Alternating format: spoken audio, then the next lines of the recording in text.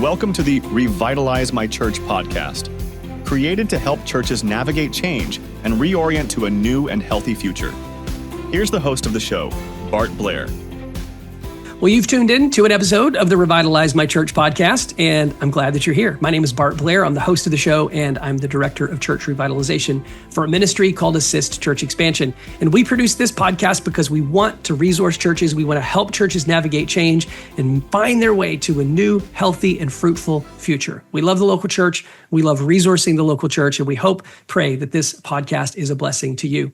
We release 2 episodes every month, one on the 1st and one on the 15th of the month. I did that to try to make it easy for you to remember, but there's no chance you're going to remember. So you should subscribe. Subscribe wherever you listen to your favorite podcasts so you don't have to remember. And then they just get delivered right to your mobile device so that when you're scrolling through your podcast feed, there it is. And hopefully that's how you found this one. Hopefully you're already subscribed, but if you're not, go ahead and do so. Now, one of the things that is a privilege for me is the opportunity to sit down with church leaders, ministry leaders, revitalization and replant experts and pick their brains about what they're learning in this church revitalization space.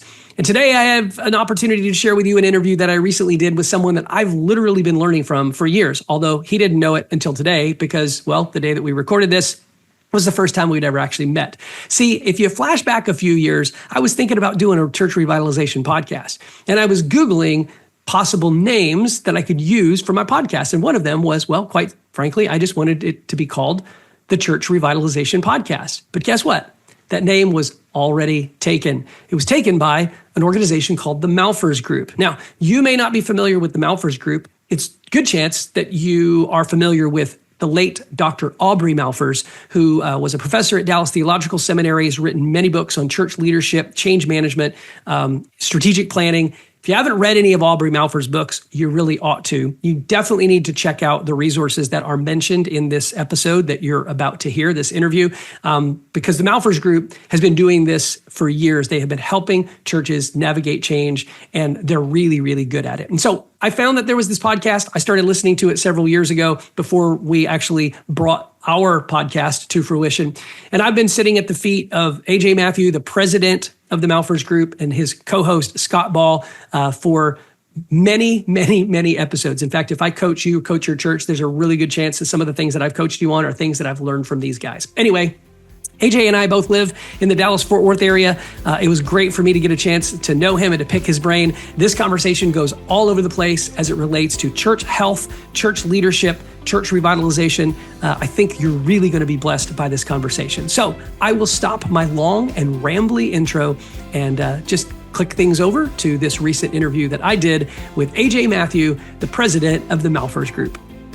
Well, AJ, I'm really excited to have you on the Revitalize My Church podcast. Thanks for joining me today. Man, it's my pleasure to be here. I reached out to you a little while ago, asked you to be on the show. Honest truth is, you are the co-host of a podcast that would be my podcast if you hadn't started your podcast before I started my podcast. We got the name too early.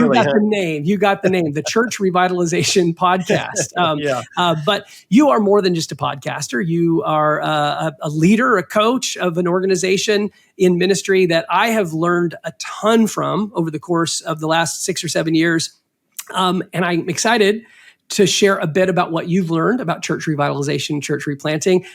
Before we get into the sort of the guts of our conversation, why don't you share a little bit about your background, how you ended up in ministry and doing what you're doing today? Yeah, well, man, super blessed, and all credit and glory to God, because I'm just some nobody guy that put myself out there and willing to be used. So I was just a lay leader in my church. Fortunately, I was involved in a church that was very intentional about investing in building people up to lead in ministry and to find your gifts and your passion. And so just as a part of that experience, I ended up intersecting with the former CEO of the Malphurs Group. His name is Ron Danini. He's a great friend.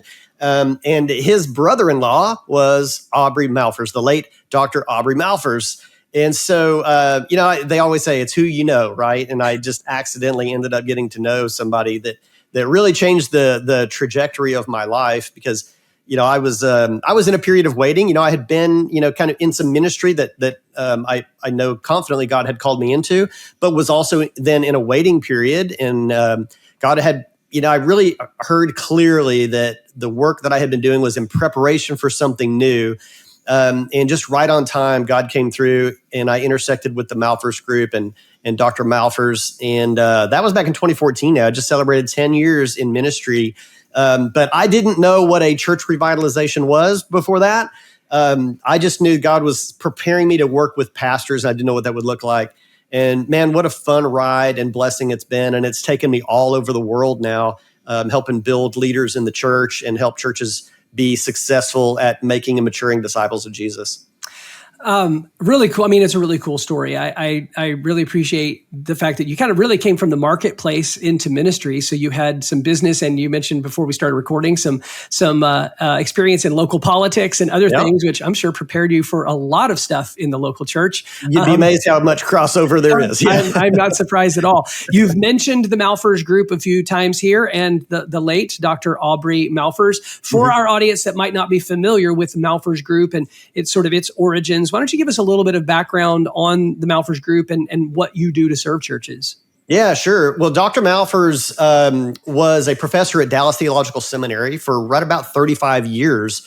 And throughout his time there, he authored around 26 books, mostly, from the early 90s up until just a couple of years before he passed in 2022.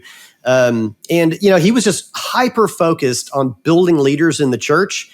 And on building healthy churches. So church revitalization, church health was just a real strong focus of his. And he was a real champion at Dallas Seminary and across seminaries, because his books are used as curriculum all over the world, of getting people prepared not only to lead from a pastoral standpoint, but from a leadership standpoint. It's such a, there's so much that pastors coming out of seminary don't know about leading an organization well in a healthy biblical way. And Dr. Malphurs just saw that gap and really spent his life trying to fill it. And so we're just continuing on that legacy for sure.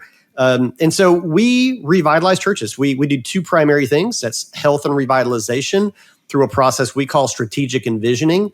And then we do leadership pipeline design and pipeline development in churches to make sure they've always got people filling a pipeline to participate in the work of the ministry.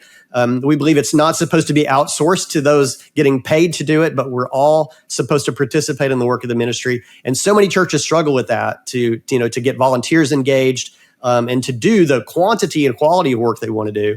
And we come alongside them to help them do that as well.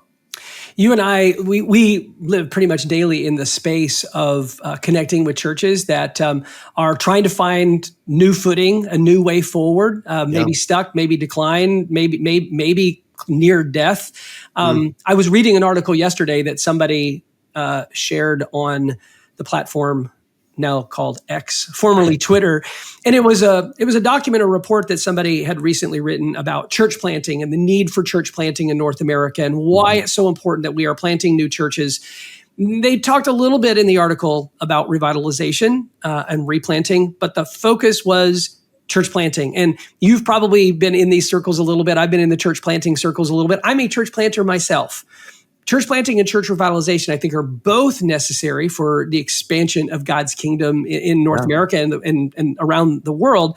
But can you talk specifically to why you think it's so important that we are placing an emphasis on revitalization? Why is it important for us to preserve and to help churches that are in decline find a new way forward? Yeah, this is such a great conversation. And I think too often in our space, Bart, people feel like if you're in revitalization, you're against planting, or vice versa. And I don't know why anybody would think that, because I think there's great value in both. And so, we do sometimes, probably not often enough, maybe on our podcast or something, reiterate, we're not against church planting. We want to see that happen. It's just not our space, not what we work in.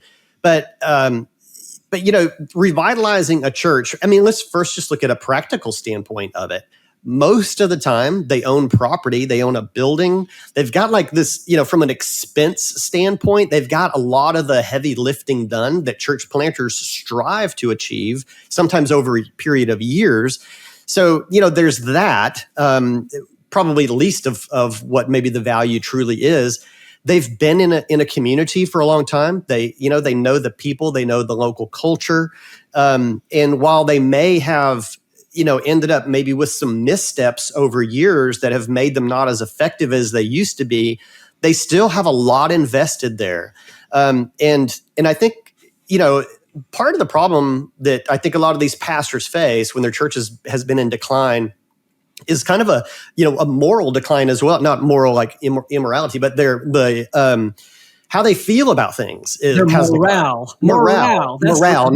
Morale. Yeah, morale has declined, and one of my favorite things is to come alongside those guys and just encourage them and say, no, not 100% of the time, but usually it's not lost. I mean, we can help you turn this around. So I think whenever they know that there's a support line, then we can see some positive change happen. But gosh, we've got some stats even say like 95% of churches are plateaued or declining in the US, and then even more broadly speaking in the West, globally in the West. And I just think there's too much invested and there's too much opportunity to pass that by. I think we can help turn these things around and see the kingdom of God, expand again through those ministries and touch the lives of people closest to them. Yeah, I think there's a danger in feeling as though churches are disposable and that church leaders are disposable. And so I think that you're right. When there has been a generation or multiple generations of people who have invested in a ministry, in a property, in a church's evangelistic footprint in a community, and even though that footprint might not be as strong or solid as it once was, there's a history and a reputation that there's a reason that the people who are still in the church are still there. Maybe the church once was 150 or 250 or 400 people, and now it's down to maybe a couple of dozen. There's a reason why some of those folks are still there. And, I think it's honorable to at least assess each church and evaluate its viability and do everything that we can to preserve it. Speaking of assessing, there are going to be a lot of pastors, church leaders, maybe elders or board members listening to this podcast episode, and they're asking themselves the question about maybe, where they are in their church's life cycle. Are we sick? Are we stuck? Are we stagnant? Are we in need of revitalization? What do we really need? And everybody's looking for the silver bullet, right? What's the silver bullet? What's the magic prayer I can pray that will turn this church around? Before we start trying to provide solutions, sometimes we need to do some self-evaluation to really assess where we are, what areas maybe we're doing well in, what areas maybe we're not. What are some things or some steps that you think church leaders can take or a leadership team can take to do some self-evaluation of their health? Yeah, well, I mean, for us, the way we handle that is with some just actual assessments that we've developed over years that we just continue to use with every church we work with. So, I mean, we do one called the Church Ministry Analysis, and it's a little more comprehensive, and it's intended for leaders in the church. It's not a church-wide thing, but we focus in on a few what we think just are some really key, important areas of the church to assess. Starting with the mission focus of the church. I mean, we believe the Great Commission is the mission given to all of Christ's churches around the world, that we should be making disciples and maturing disciples. And so has the church lost that focus? Most of the time, one side or the other of the Great Commission. They either lost an evangelistic focus or they lost a discipleship focus. So assessing, the church's current status within that mission is important. We assess what does the church presently value, not what they say they value and what's on their website, but by their actions, what do they value, and how does that compare with some biblical actions that we should see that every church should value to drive their behavior. And then discipleship pathway, like how intentional is the church in building up believers? So we assess that, whether that's so many declining churches, they're just kind of going through the motions. They're just doing the same things they've always done. And so we look at that. And then vision. Is the church pursuing something, future focused or not? And that's a common denominator among most declining churches, is a lack of future focused vision that they're communicating to their people. So that's another point of assessment. AJ, when we're going through an evaluative process, this is where personally I've sometimes struggled. Is sometimes it's hard for churches to really be honest about where they are. Yeah. And even for us coming from the outside in, sometimes it can be really difficult for us to be honest about where the church is, because we love and respect and we don't want to hurt people. Like, that's never the goal, is to point at you and say, you're bad, church. You're not doing things well. You're probably displeasing Jesus more than you're pleasing Jesus. Like, that's a terrible diagnosis to have to give to a church. What, in your experience, what are some of the primary hangups or holdups that you see with a church not being willing to be open about where it truly is? So, for instance, I'll use this analogy. If I go to the doctor, which I've got a doctor's appointment here in a couple of weeks, and I go and I get my lab work done, and they check me out and they tell me that I have a serious disease and that I need treatment, I can walk out in denial and say, but I don't feel sick. Like, I look in the mirror and I think I look reasonably healthy. I feel reasonably healthy. I don't really need to listen to you. That's actually probably closer to what I see with a lot of churches when someone comes and says, you're probably not trending in the right direction. There are probably some things that you could do that would get your church unstuck, get you going in a healthier direction. But there's always a real challenge for the churches to be honest in their self-evaluation. Can you speak to that? Speak to those that are in need of that honest gut check about where they are. Yeah, it's absolutely necessary to come to a realization that you need help, that you're not healthy, that you're not where you want to be. So we've never, we don't do cold call sales. We're not just calling up churches to see if they might want revitalization. Every church we've ever worked with came to us. And so something drives that decision. You're Google searching healthy church or revitalization, and you find us or you, Bart, and then you initiate a phone call. So someone in the church usually has a sense things aren't as they should be. We're not where we should be. We're not living up to our God-given potential. And so that's a start. But then there's always this barrier that not always, but many times, that a pastor or a church elder or some other leader has to overcome. And that's convincing enough people that we're unhealthy to actually try something new. So, which is where assessment is really helpful as well. If we can at least get leaders to agree to assess, then they're faced with your analogy. And we've used this exact same one. If you ask the doctor to run some tests on you, you have a choice to make at that point. Do I believe him? Do I want to do that work? Or do I want to ignore it?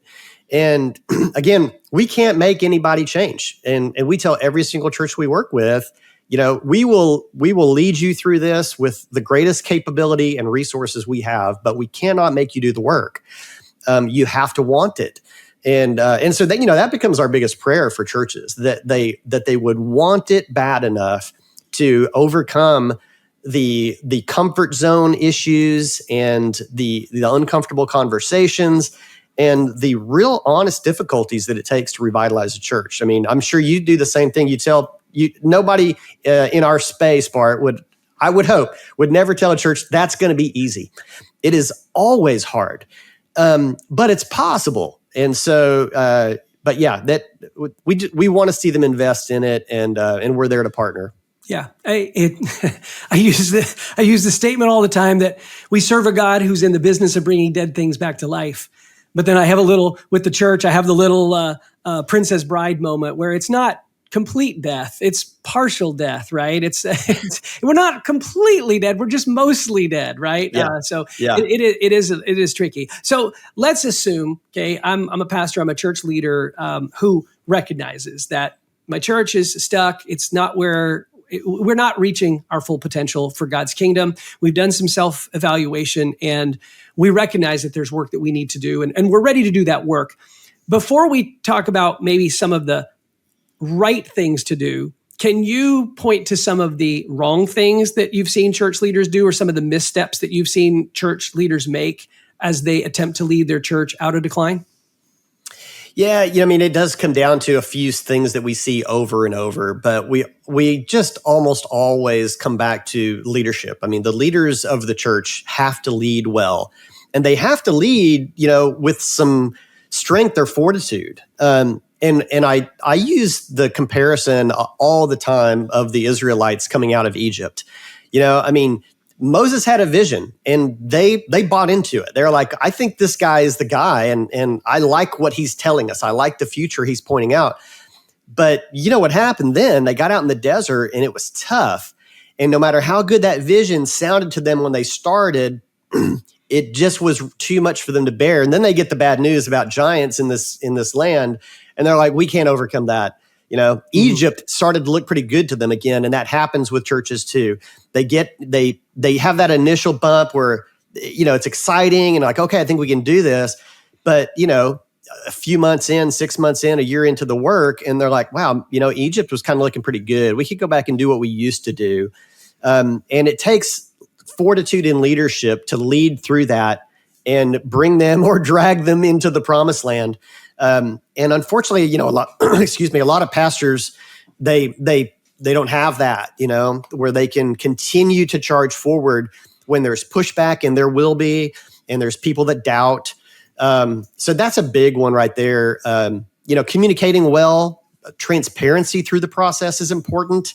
I mean, people will make up all kinds of stories in their head about what we're doing or what we think our leaders are trying to do if we're not really clear about what it is we're doing and engaging them in the work too. It can't ever be an us and them, leaders versus the church of what we're doing. So leadership, big one. Communication, another big one. I'm going to point out two things that I think are often missteps that leaders make. One of them is relying too much on cosmetic change that they believe will bring cultural change.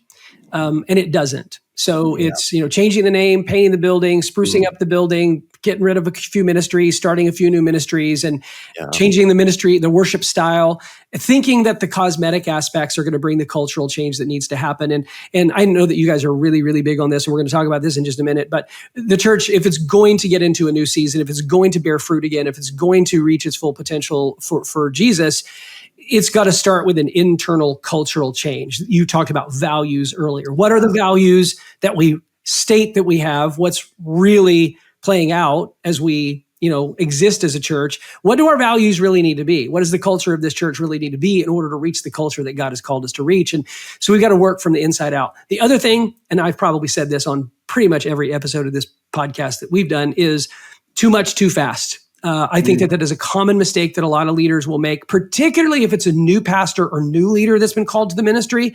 Oh, yeah. Too much, too fast. Yeah. I'm not going to promise that God won't require you to spend 40 years in the wilderness of revitalization like Moses did, but it's probably going to take more than 4 months. And I think that's the mistake that I see a lot of leaders make, is they just want to go too far, too fast, make too much change too quickly, and they create whiplash and disruption and chaos in the context of their community, instead of leading and shepherding their people well to the new season, to this new promised land that God has for them. Yeah, we always caution, over the years, many times we've gotten calls and had meetings with pastors that were new to a church. And we would never counsel anybody that's been there less than 6 months for sure about kicking off revitalization work. You have to build relationships. You have to really get to know that church and the culture and everybody. So, so I think you're right. Something else on the subject of kind of like timeline or how quickly you move, something else that we think is important is not spending an inordinate amount of time planning. We work and we've strived really hard to make our process one that the planning gets done pretty quickly, and then the work can go then on a reasonable pace. Because people there's an illusion that us meeting and talking about things and planning is actually doing the work, and it's not. But it feels like it. You spend 6 months or a year planning something, and everybody, is maybe still excited, but then you kind of get near the end of it and they're like, wow, we just completed our planning, and we're tired. We've been meeting a lot. And you're like, yeah, but we haven't actually done anything. It feels like we did, but we haven't. So we like to see planning happen relatively quickly. and get started doing something, because then you can build momentum, keep people's morale up, and be able to start making, maybe some small changes at first, and then just work that out. Just incremental changes, month after month, year after year. Yeah, you talk about a new pastor. Oftentimes in our ministry, many of the churches that we're working with because they have been through a pastoral transition. They've had a pastor for 25, 30, 35 years. The church has been stagnant for a while. And churches like that have a very difficult time calling a new pastor, because what they have to offer certainly isn't as shiny and spiffy as maybe other church opportunities that are out there. So oftentimes we are specifically partnering with a church as they are going through a leadership transition. And then the road after that leadership transition is going to be a revitalization season. And literally, one of the things I do, I send them a little workbook, every new pastor that I put together. It's called Your First 180 Days. And that first 180 days is pretty much everything that you should be doing that has nothing to do with revitalizing the church. It's reading some books, building some relationships, getting acclimated into the community, meeting civic leaders, reading meeting minutes from the last 6 years worth of board meetings and council meetings, becoming an expert on the history of that church. In short, it's putting relational marbles in the jar with all the people who've called you to be their pastor, because 6 to 12 months from now, when we do start to revision the church and start implementing some change, you need relational capital. Otherwise, the people who called you to be their pastor, they're going to run you out with pitchforks, because they didn't bring you to bring change. They brought you to be their pastor, to be their shepherd. And obviously part of the conversation is typically there's going to be change that happens. I mean, even a healthy church who calls a new pastor, the new pastor is going to implement some level of change. But hopefully he's got the wisdom and the experience to know to go slow and to make those relational investments before putting the foot on the gas pedal. Man, you know what? One of us needs to develop some really good search committee training, so that they really are thinking about these kinds of questions in the process of calling a new pastor. So maybe we can collaborate on that, because that's an important season for a church. Determining, being able to really identify who we are, who we think we're looking for, and then, having some really deep honesty with potential pastors. From the church side and the pastor side, everybody wants to look their best. And I think we need some real transparency and honesty in that process, so that we get, the best marriages of pastors and churches to happen. Yeah, it's interesting that you say that, because at the time that you and I are recording this, we just dropped an episode of our podcast about 6 days ago, and the focus of that is actually on pastoral search teams. And one of my teammates, his name's Ed Short. I'll link to this particular episode in the show notes here. Ed has helped dozens of churches over the last decade or two navigate this very, very complex process of calling a new pastor. What makes it really complex with most of the churches that we're working with, and I'm assuming that a lot of the churches you work with would be similar, is that they haven't probably done a search in the 2000s. And with the advent of the internet and seminaries changing and the way that pastors go about even looking for a call, looking for ministry, it's changed completely. So there's so much in the landscape of the search process that is complex, and it's more complex because it's like a marriage, right? We're taking two entities that are different, have different backgrounds, and we're kind of speed dating, and we're like hiring somebody to be our pastor who we're really making a covenantal relationship with in a lot of ways. And so it is really tricky. But we can work on some stuff together. We will nail this someday. I want to talk a little bit about the Malphurs Group process. This is really, I learned a ton from videos that I watched of Dr. Malphurs and his book. Is it Advanced Strategic Planning? Yeah, great book. I'll link to that in the show notes. Advanced Strategic Planning. Learned a ton. Can you talk a little bit about the emphasis that you guys place on sort of a team approach to revisioning a church? What does it look like when you're working with a church and you're putting that strategic vision team together, or whatever it is that you call it, and why you think it's so important to do it that way? Yeah. We call it the strategic leadership team. And that's one of the first orders of business, is helping a pastor or elders or whoever our point people are to put together a team. We typically have that team run 12 to 15 people. Depends on the size of the church. For us, we mostly work with small, mid-sized churches. So size of that team is not in stone. It might vary, but we just believe having multiple voices speak into the process with the Holy Spirit is just going to yield great results. And so, we encourage, men, women, different ages. Not that it's supposed to be, democratic and represent the entire church, but just have a variety of perspectives and backgrounds and histories in the church speak into it. And it's eye-opening because, so many times a lot of, major decisions are made just by the same few people. And so it engages a little bit more broad perspective from the congregation. I think it's beneficial from the congregational perspective as well to say, oh, well, I can't, that's cool that person is going to be a part of this. They're not the same people that we always see. But yeah, we just really believe the Holy Spirit, will work through all of those people just as he would through the pastor or through elders, and just get a little bit bigger perspective. So let's clarify that. The people who are part of that strategic leadership team are not necessarily the governing leaders in the church. It's not the elders, it's not the deacons. It's a group of people that you're coaching the pastor to identify who should be a part of that. And what's some of the criteria, or what's some of the characteristics that you're looking for in the people who are part of that team?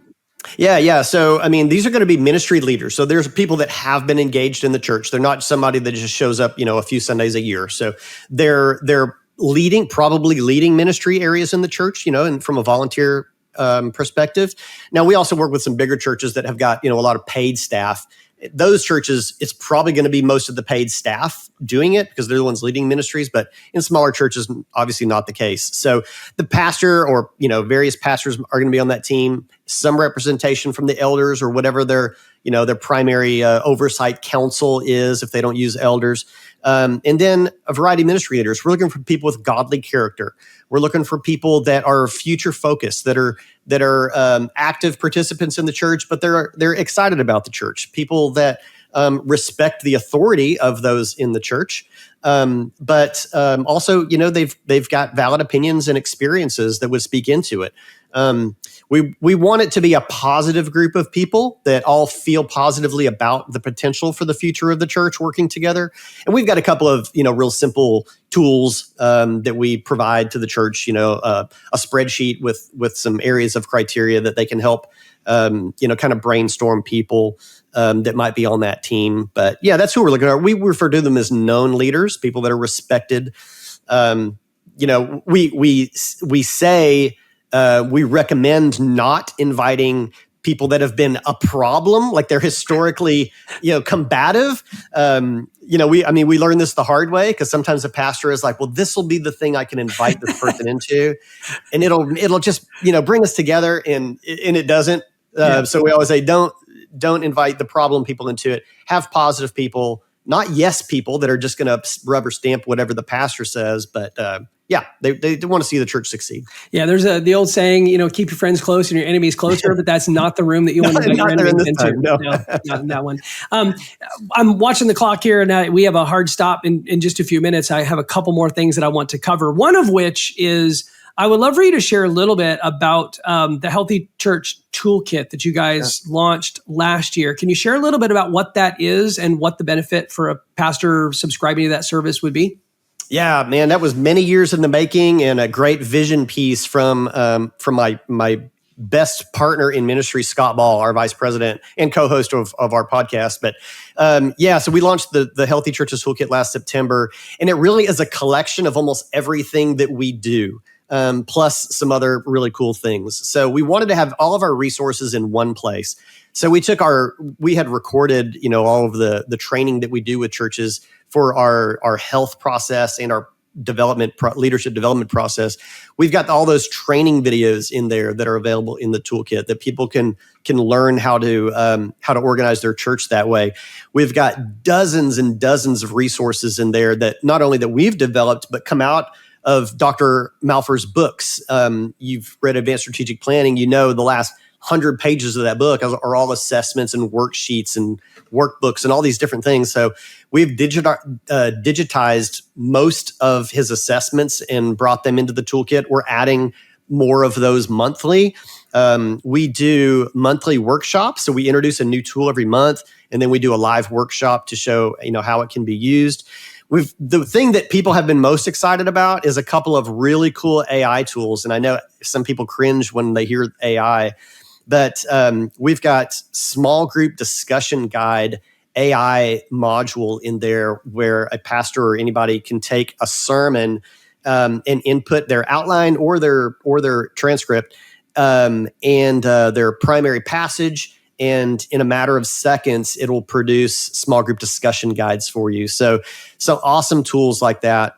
Social media posts, graphics for small churches that don't have a social media person. So it's just all kinds of tools and resources that a small church can use on a weekly, sometimes daily basis to make their life a little bit easier. I'm going to link to that in the show notes so that those who are interested in checking that out can. I'll tell you what interests me the most, and the part I'm going to go check out is when people think of Malphurs Group, I think 99% of the time, if they are familiar with Malphurs Group, they think about church revitalization. But I know that one of the things you guys really focus on is leadership pipeline, leadership development. You talk about it a lot on the podcast.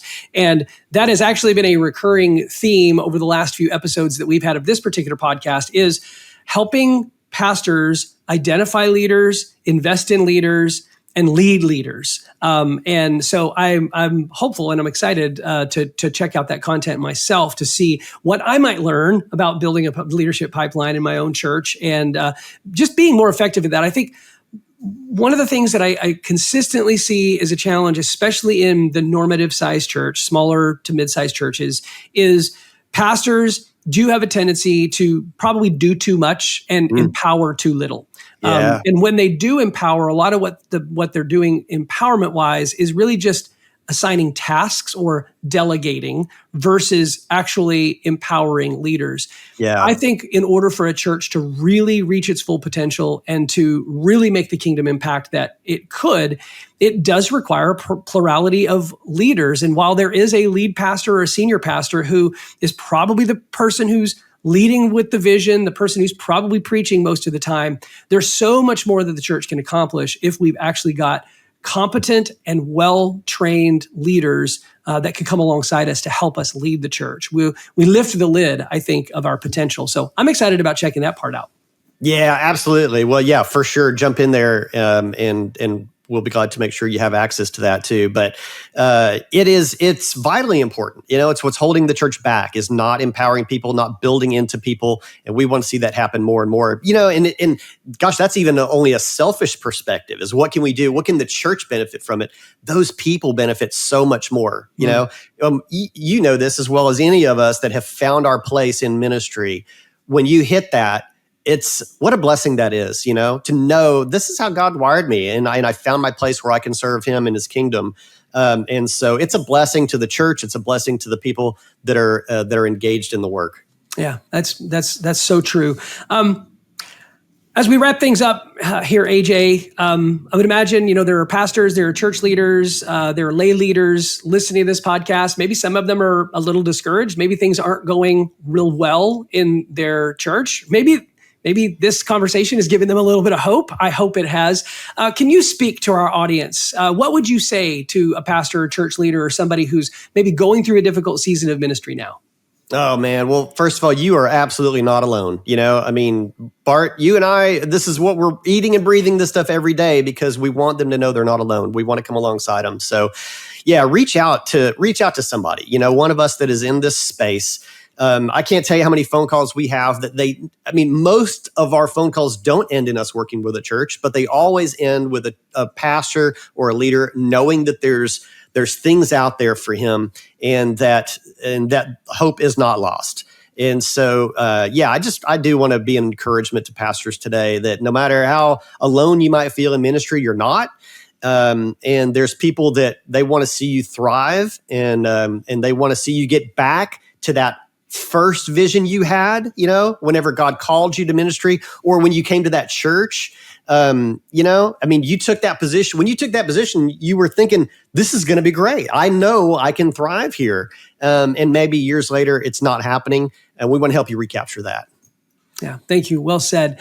One of the reasons it was important for me to have you on our show, and I'm so grateful that you made the time for this, is that I get emails and phone calls pretty regularly these days since we launched this podcast from people who are looking for some help, some coaching, and some encouragement. And while I'm grateful for the opportunities to do that, our ministry, Assist Church Expansion, who produces this podcast, we work exclusively with churches that are part of our small fellowship of churches. So our ministry doesn't work with churches outside of our fellowship, although we do create these resources, and we've got content as well as other resources on our website that are free for anybody to use. Our coaching and our consulting is limited. We work within one specific family of churches, but Malphurs Group does not. You guys work with a lot of different churches, a lot of different denominations. And so I wanted to make sure that people get a chance to get to know you. At the very least, they should be listening to your podcast. That's number one. Number two, they should probably subscribe to the Healthy Churches Toolkit. But if they want to engage with you at a deeper level, what's the best way for them to reach you, AJ? Yeah, just go to malphursgroup.com. It's pretty easy to connect with us there, schedule a meeting, and we'll jump on a Zoom call and get to know you, hear about what's happening with your church. So yeah, just hit the website at malphursgroup.com, and I think it's pretty easy to find how to get to us without giving people too many links that they have to think about or remember. Well, thank you so much again for taking the time to be with us on the show today. For those of you who've made it all the way here to the end, hope it has been a blessing and encouragement for you. Make sure that you check out the show notes, because we mentioned a whole bunch of stuff that you're going to probably want to check out, books, links, and otherwise. And again, just a reminder that if you haven't subscribed wherever you listen to your favorite podcast, make sure that you subscribe so you don't miss any of our future episodes. And if you happen to be watching on our YouTube channel, give us a little like and leave a comment. Love to engage with you there. Again, on behalf of AJ Mathieu from Malphurs Group, I'm Bart Blair. Thanks for tuning in to the Revitalize My Church podcast.